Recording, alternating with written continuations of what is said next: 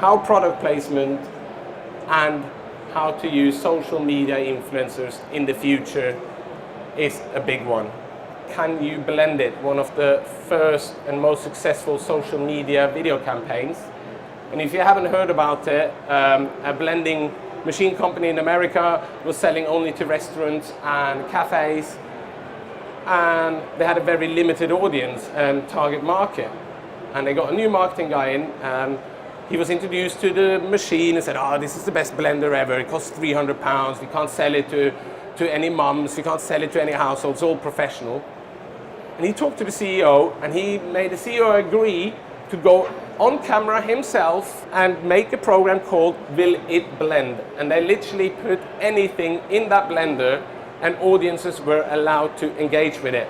So people were like, put the new iPhone in it. So they did. They made a YouTube video, they put the blender on, popped an iPhone in it, filmed it in nice slow motion, the sparks flying, it blends. People didn't believe it. Can you put a brick in it? They put a brick in it, it blended. Suddenly, that company became a household brand in America, and everyone was buying this product.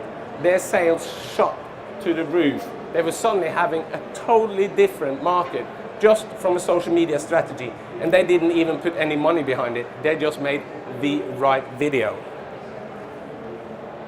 Now, other things, can your brand be the star rather than the people in it?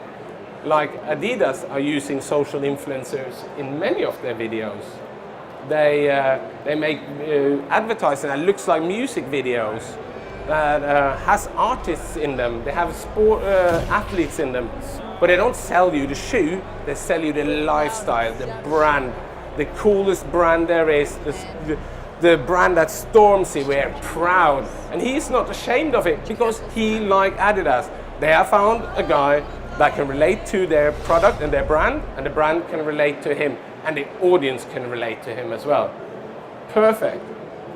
Now be careful when you use social influencer and celebrities.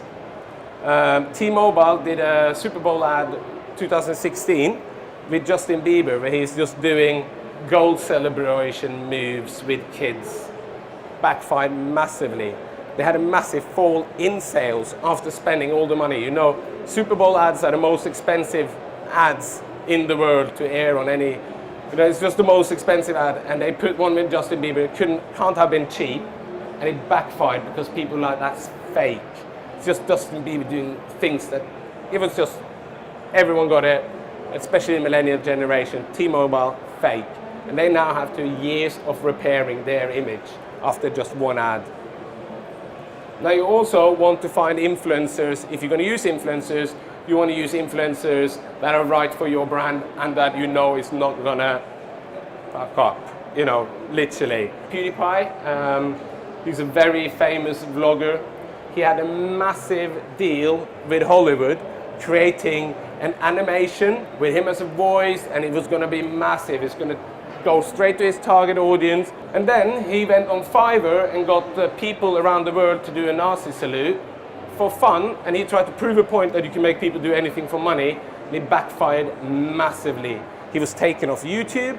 The project, the whole movie project was screened. It was just put to death. Thousands of people lost their job. Animation project, you've seen the credits. It's 1,000 people.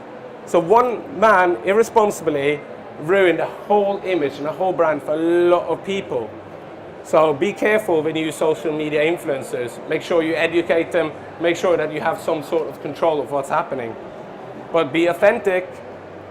Now, there's other ways to innovate with video. For example, we can use extremes formats. What this image shows behind them is 2 extreme large video screens that have been in the front of shop. This has to be created very carefully and well. We, for example, have made an immersive video for the Gates Foundation, which had an aspect ratio of 9:1, which covered 36 meters of screen and involved the audience to make them feel something.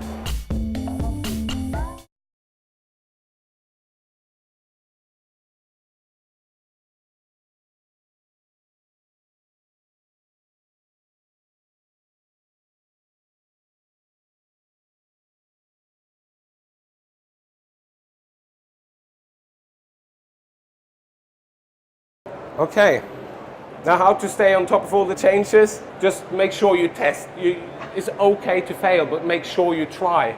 Content is king, but marketing is queen, and she runs the household, Gary Vee said. And he just wants you to put out authentic content, and that's what you need to think about. That if you're not putting out content right now, and video, and engage video audience, soon you don't exist on their peripheral. They don't go to Oxford Street every day, weekend, every more for shopping. They go on Amazon. And on Amazon is all the brands. So it's a jungle. Now, if you have engaged with the audience and show them the right content, they will go and find your brand instead of looking around, and make it last. Don't just make 4 videos and then never put out anything again. And the final thing, you then need to make this turn, all this I've been talking about the last half an hour, into sales.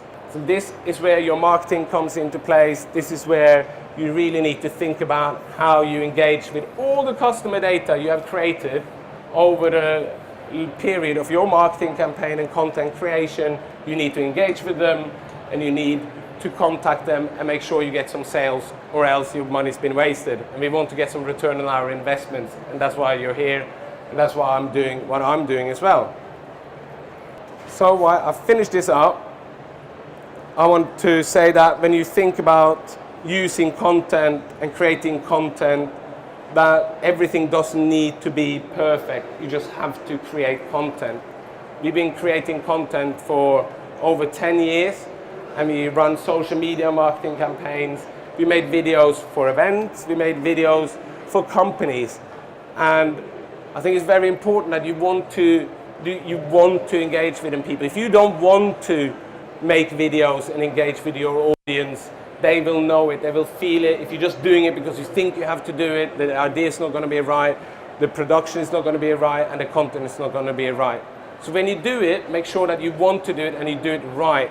You really make things that is targeted for your audience. And I think that's the key thing to take away today, is when you make video, make sure you think about that audience. If it's millennials, or if it's the baby boomers, or if it's your children, the content needs to be created for your target. So that's it for me. We're at stand 850. If you want more information, I'm happy to talk about it. Pretty passionate that you see. Thank you very much for coming, everyone, and have a great day.